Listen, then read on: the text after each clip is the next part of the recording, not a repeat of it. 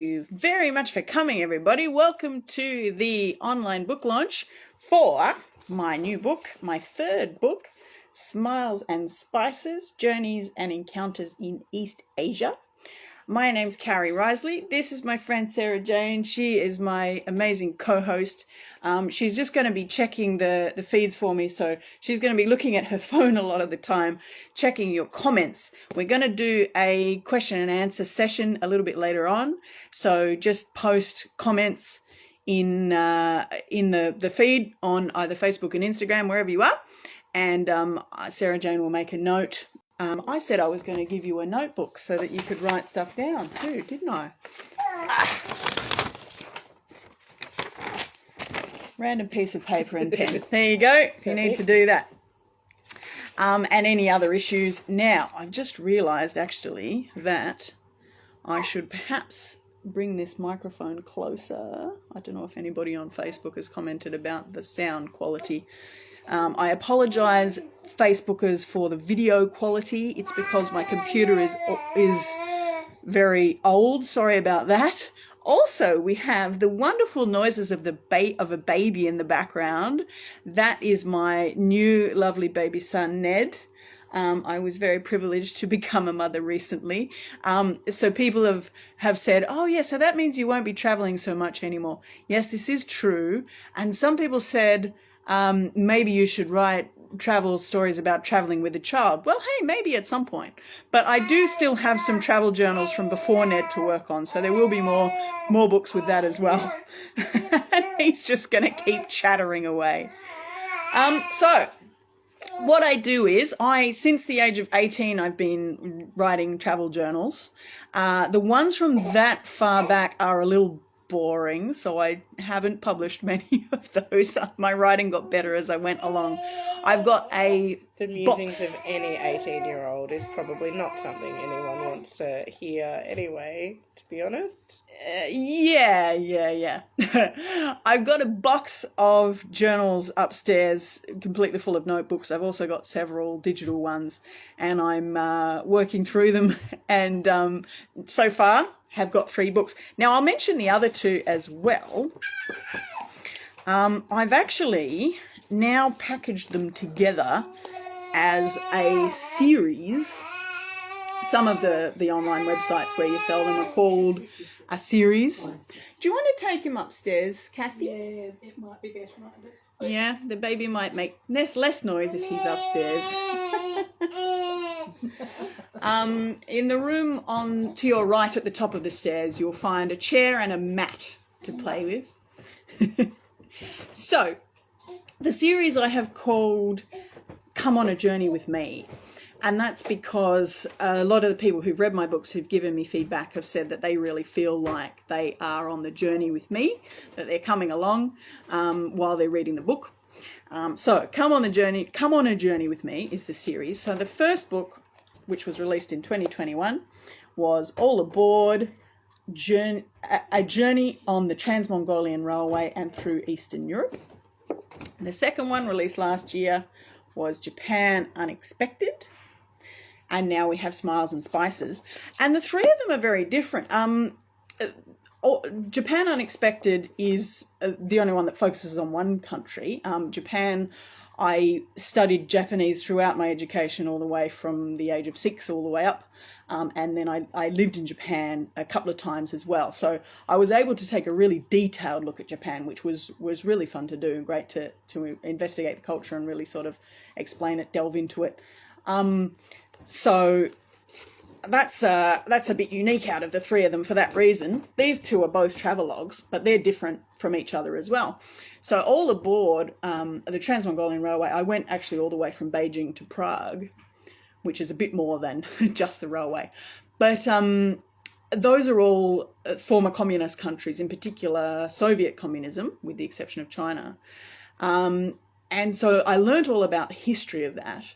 And then getting into Eastern Europe about the World War II history and the Nazis. There's a whole chapter on Auschwitz, which I think it's really important for us all to know about so we can prevent it from happening again. So there's a bit more history and stuff in this one, whereas Smiles and Spices, I reckon, is more adventurous. There's things like some really crazy toilets in Tibet, some crazy motorbike rides in Vietnam. Oh, in Cambodia, I rode on the back of a ute. Actually, no, this happened twice. This is actually a normal mode of transport where there'll be a bench seat on the back of a ute. And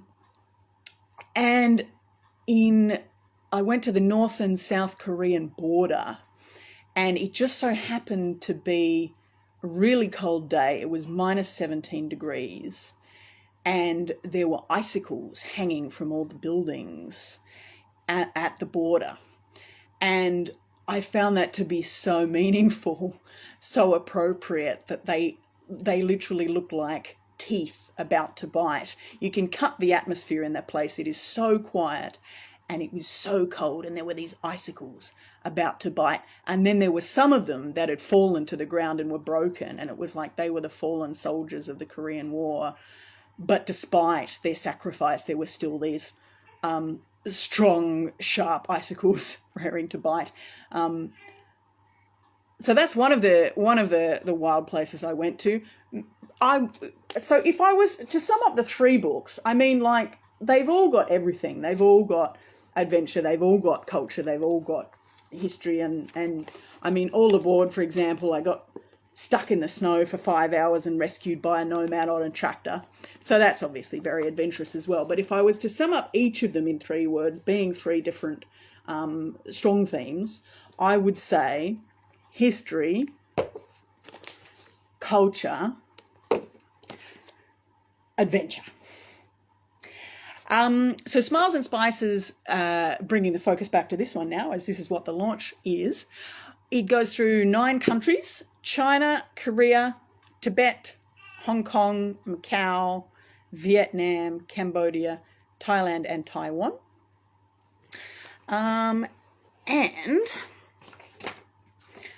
I'm going to start by giving you a reading from it.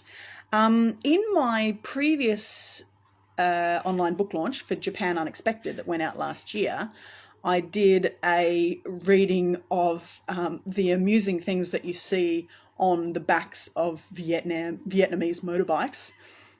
That was very funny. I can't do that one again though, but if you want to see that one read out, just go back to my feed on Facebook or Instagram or YouTube. You'll find that video. But for this one, I've chosen to do an excerpt of when I visited the Great Wall of China. When we got to our hostel in Beijing, we found out there was a tour to the Great Wall leaving in a couple of hours. It was an overnight tour, camp on the wall. I really wanted to do it, but Alma didn't, because she hates camping, because if she doesn't have a shower and wash her hair every single morning, she'll die. Actually, she won't. She's been unable to shower at least 3 times on this trip, and she didn't die once. Fortunately, she gave in eventually, and we set out. I'll put tour in inverted commas, because actually we were driven to a place in the middle of nowhere by a driver who spoke no English, and were met there by a guide who spoke about 10 words of English. He walked the wall with us, but he seemed to be there only to phone for help if any of us fell off. We drove along a bumpy road past a village and some kind of military camp.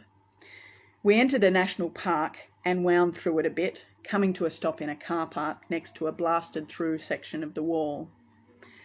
The information panel said it was blasted through by King Chuang, but it didn't say when. It said he defeated Ming Dynasty forces, which places it no later than the early 17th century. Actually, the wall was not very effective. It got blasted through by invaders, and sometimes they just bribed the soldiers. It worked better as a road than a wall. It was a good road because it's wide and continuous. We followed the path up onto the wall and into the nearest guard tower, where we found tents set up for us to spend the night. We dumped some stuff and set off. The Great Wall undulates over hundreds of mountains and hills.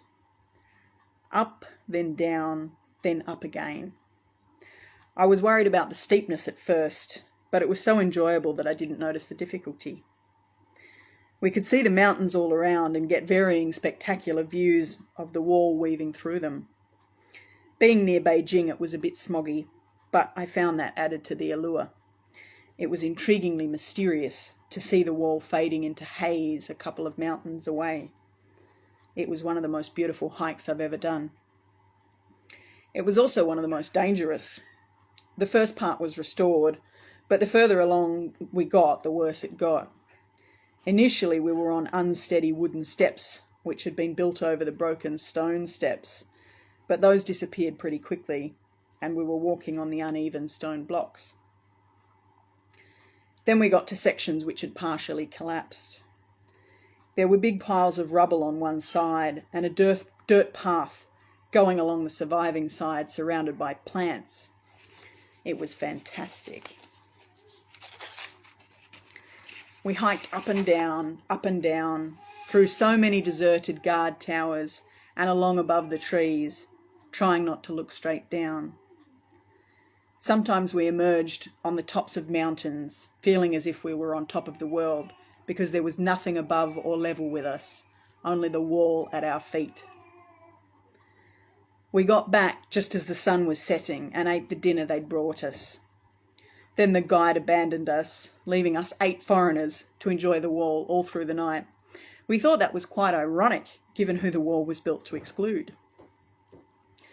We climbed the mountain next to our guard tower and sat outside another tower at its peak. The moonlight was strong and the wall was beautiful. Eventually we got a bit chilly, so we went back down to our guard tower and sat talking in there until midnight. The roof was open and there were plants growing on it. I tried to imagine the action that tower would have seen when King Chuang laid siege less than 50 metres below.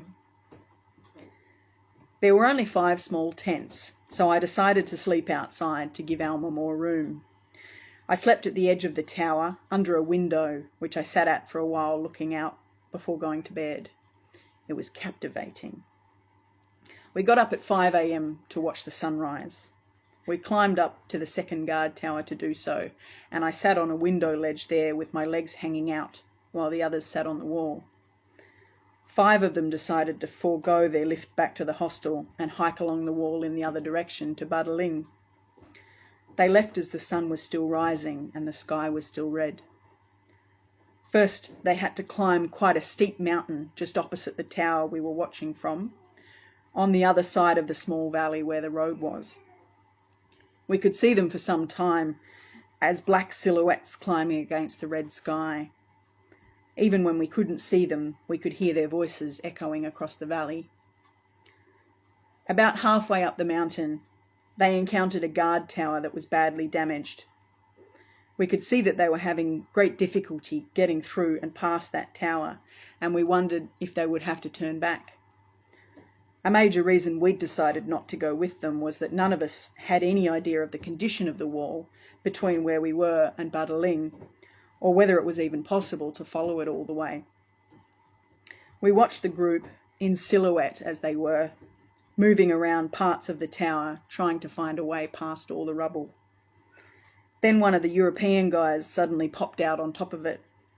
His silhouette was balanced in a top-of-the-world position above the tower, the others still visible below. He called to them and they followed him. The group passed the problem tower and kept climbing on the other side.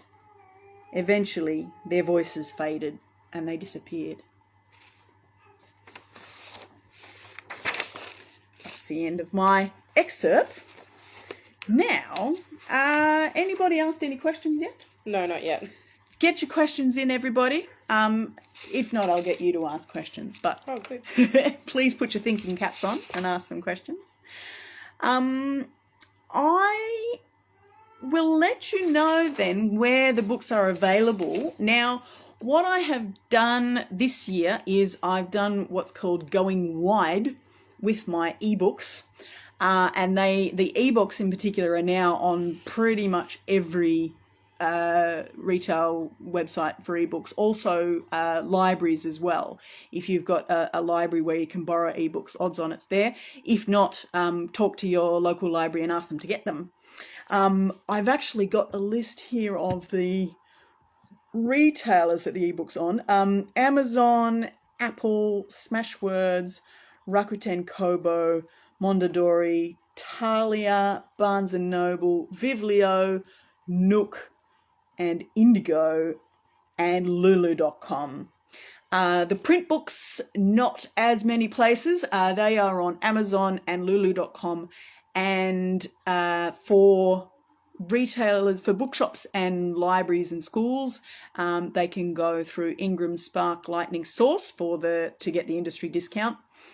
Please do speak to your local bookshop or library and encourage them to get my books. And also generally just tell your friends, write reviews. It's really hard to get known as an author, so I'm always asking people to tell people and write reviews and give star ratings and things like that. Any questions? No. Any questions from you? Have you got your books at Cracked and Spineless? Cracked and Spineless. I actually asked them. Now, Cracked and Spineless is an interesting shop in Hobart. It's one of those secondhand bookshops that's floor-to-ceiling books and like little corridors like that with books. It's pretty amazing for book lovers. I actually asked them, and they said, well, that was when I did All Aboard, not the other two. I asked them, and they said, we think your book would get lost here. I can see Richard saying that. It is in a few other bookshops in Hobart though. Fuller's, Hobart Bookshop, Geographica, and the Jessie Tree. And Barnes & Noble is a big American bookshop. But as I said, just talk to your local bookshop and hopefully they can get it in for you as well if you live elsewhere. Yay, we have a question. Okay. Which was your favourite country in this book and why? Oh, wow. That's a good question. I like that question. Who asked that question? Keely.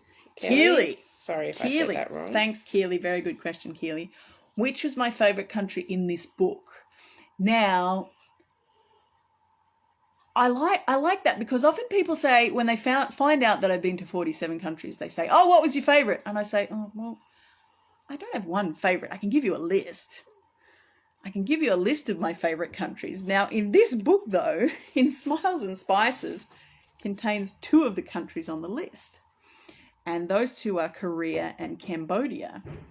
And the reason they're 2 of my favourite countries in the world is that their people are so warm and friendly. Now, can I split between them? They're very different. They both have good food. They both have warm and friendly people. They both have interesting histories, sad histories. Cambodia's warmer, but I did visit Korea in winter, so, of course, it's going to be cold in winter. But Cambodia is also almost in the tropics. So you mean like literally warmer, not metaphorically warmer? No, they're both are warm metaphorically. Warm, lovely people. But yes, hopefully that answers your question, Keely. I haven't been able to split between the 2 of them, but they're both my favourites, and they're my favourites because of the warm people.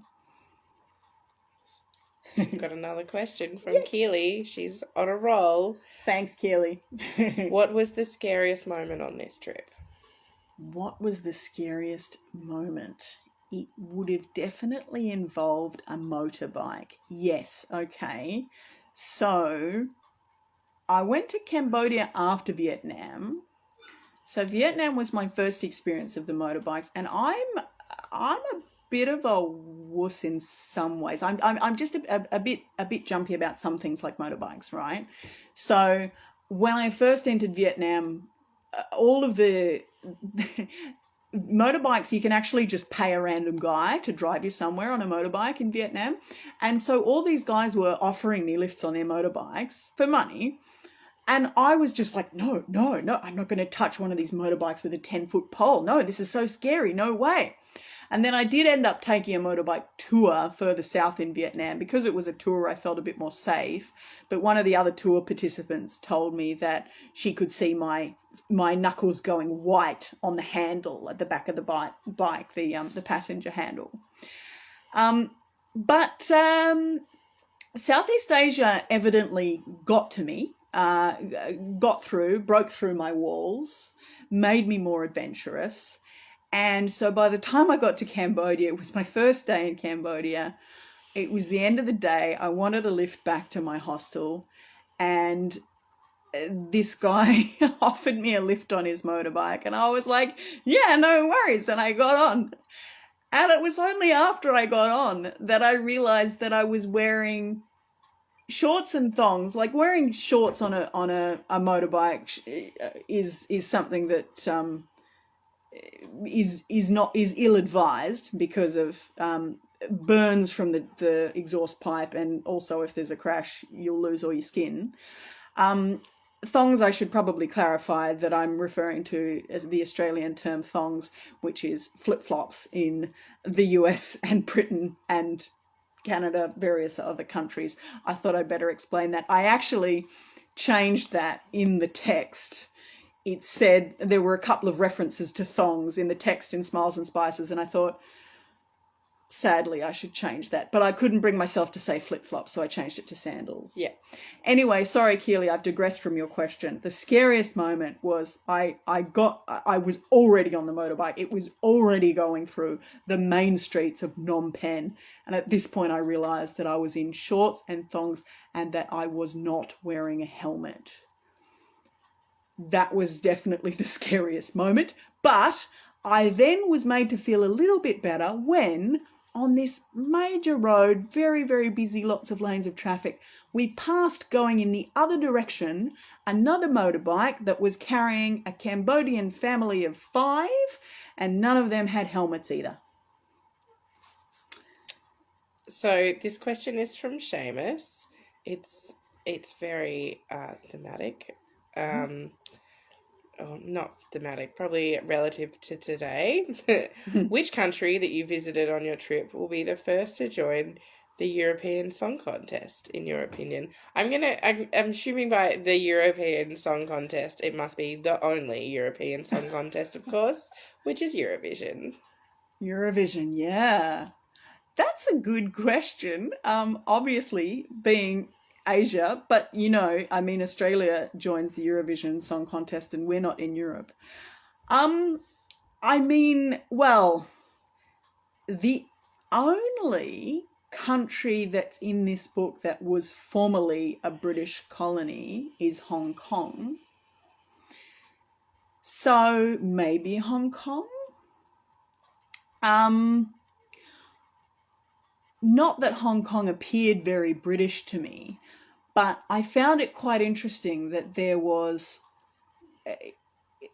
Chinese people, Chinese modern city buildings, Chinese food, Chinese temples, but they drove on the left and they had British PowerPoints. And they were very, very polite.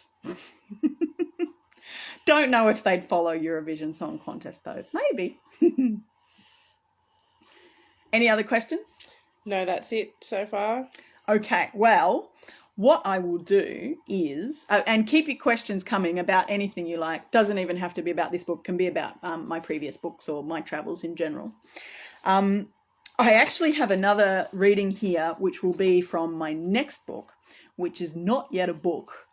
It's some parts of it are still notebooks, travel journal notebooks that haven't been written yet. So I'm not sure when this one will be coming out, but it will include Western Europe, the Mediterranean. I also went down to Tunisia on the southern side of Mediterranean in Africa. That'll be in there. And the UK and Iceland. And if not all of those things fit into the same book, then it'll be multiple books.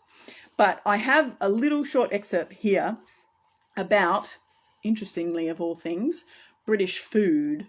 And I'll start by explaining, in case we have any Americans watching, I will explain about the lingo of what chips means.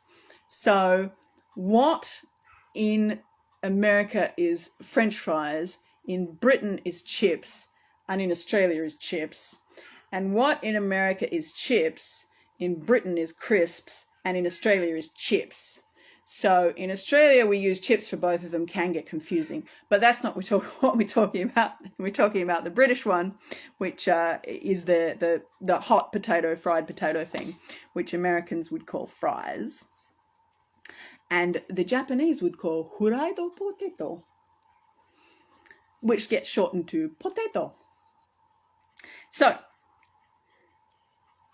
I was quite excited to see jacket potatoes with cheese and coleslaw on the menu of this cafe, not because that's my favourite food or anything, but because I had previously learned that your average English jacket potatoes menu would have jacket potatoes with cheese and jacket potato with baked beans and not much else. These two toppings would not even be combined together.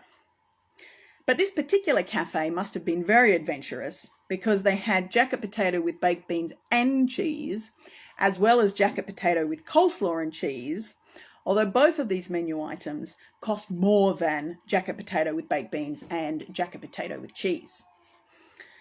I ordered jacket potato with coleslaw and cheese and was asked if I wanted butter with it. I would have thought that was a given, so I said yes.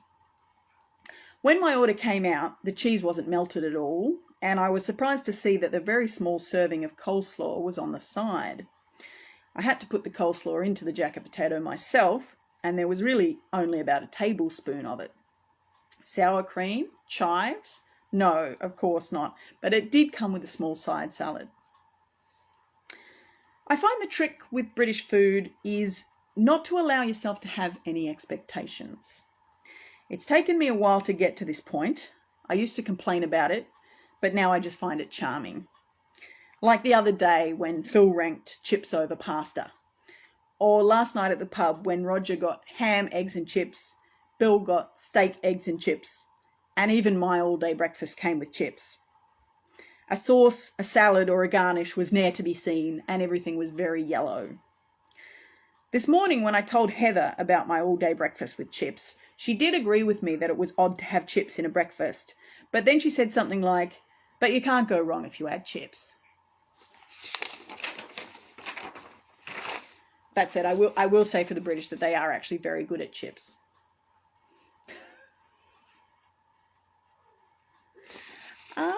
So, any other questions? We've got one more, yes. What was your favourite country from all aboard? My favourite country from all aboard?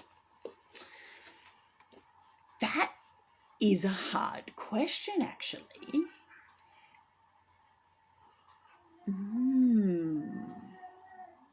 I reckon Poland.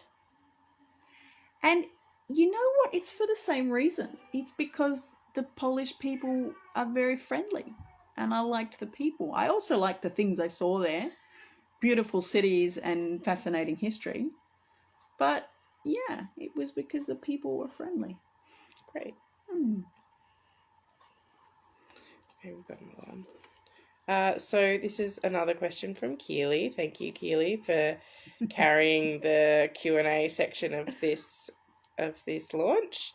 So this is a bit of a statement, bit of a question. I'll just read her whole comment as she's written it.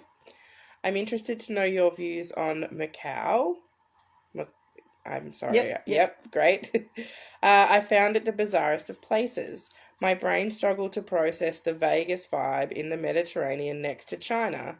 And did you try the Portuguese custard tarts? The Vegas, that's Vegas as in Las Vegas, vibe in the Mediterranean next to China. That is a very good summary of Macau, Keely. Yes, I see what you mean. And my brain also, yes, sometimes I go to a place and my brain just can't quite process where it is. Like when I went to the foreigners section, the historical resident foreigners section of Nagasaki, and had trouble believing that I was still in Japan because all the architecture around me was colonial European. So Macau, yes, Macau is very interesting. There is a description. I'm just trying to see if I can actually find my actual words that I put. It was something about Mediterranean buildings with Chinese people and motorbikes. So one thing in the Mediterranean, in Italy, I have had many close scrapes with Vespas, which zip all through the streets. And Macau has certainly got plenty, they're not Vespa brand, but plenty of motor scooters zipping around. Okay, you know what? Keely, your words were better than mine. I've written, Macau is a fascinating place which looks exactly like Southern Europe, but it's full of Chinese people.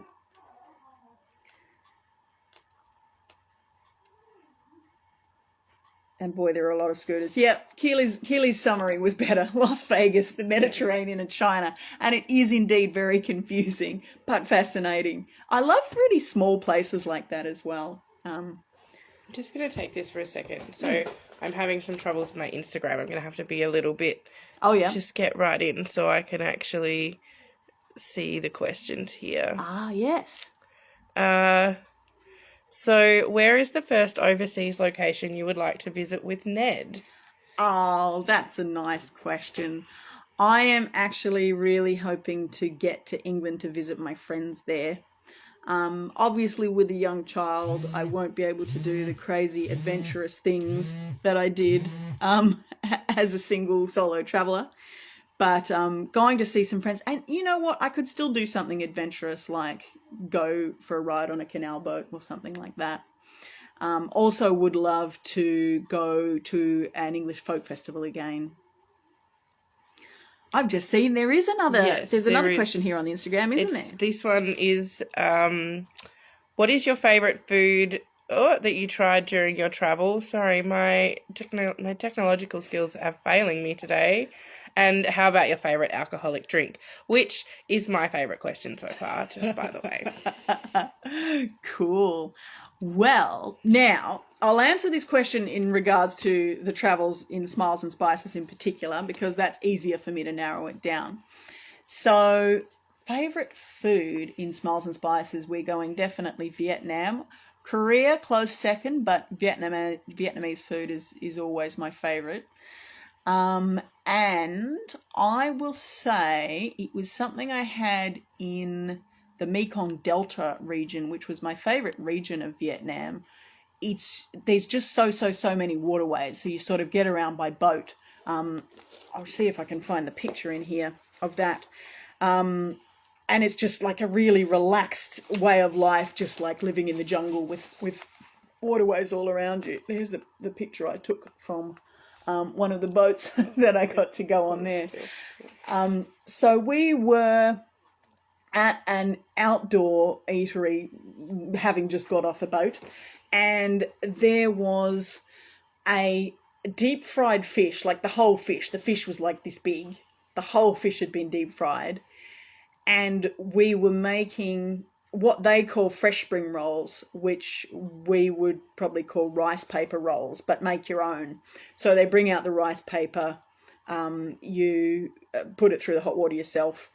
You have got, in this case, fish was the meat, and then you've got all those amazing Vietnamese salads, the Asian mint, and you've got the noodles and the amazing Vietnamese dressing, which I never knew exactly everything that was in it, but God, it was amazing. Yeah, that was my favourite food.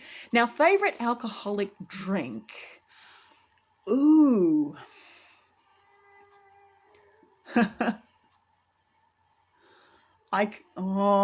This is difficult. I mean, I'm not much of a cocktail girl. I do recall trying Long Island iced teas in Beijing, but they weren't really, it was in a foreigners section of Beijing, but they hadn't done well with the Long Island iced tea, so that's not one of my favorites. I tried beer in a lot of places. I tried a really nice European beer in Hong Kong, but I don't know if that counts because it's not like a local thing.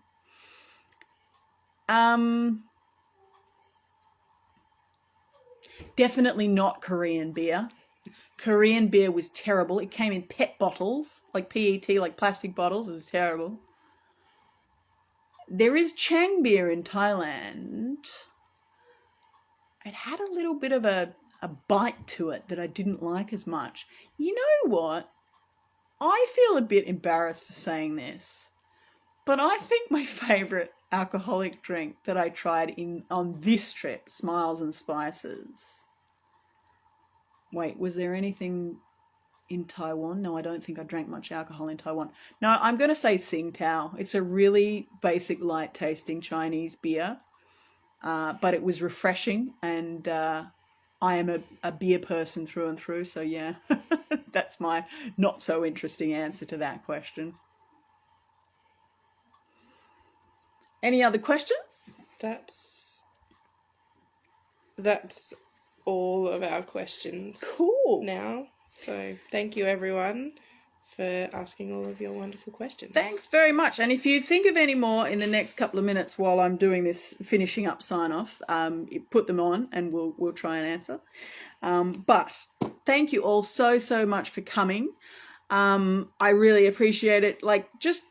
I'm just happy that people are interested to read. I don't make any money out of this. I do this as a hobby, because it's just something enjoyable for me to do. And it's really nice that people get enjoyment from it as well, as much as I do. And thanks so much for coming and supporting me. I'd like to give a shout out to the We Love Memoirs Facebook group if anyone from there has joined. That's a really cool Facebook group that I joined last year, and it's just kind of fun to interact with them. Anyway, I told them that this was on, so maybe some of them are here. I don't know. Oh, I've just seen another message there. Says, remember the fire water. I don't remember the fire water. Maybe it was that good. Maybe it was so good that's why you don't remember it.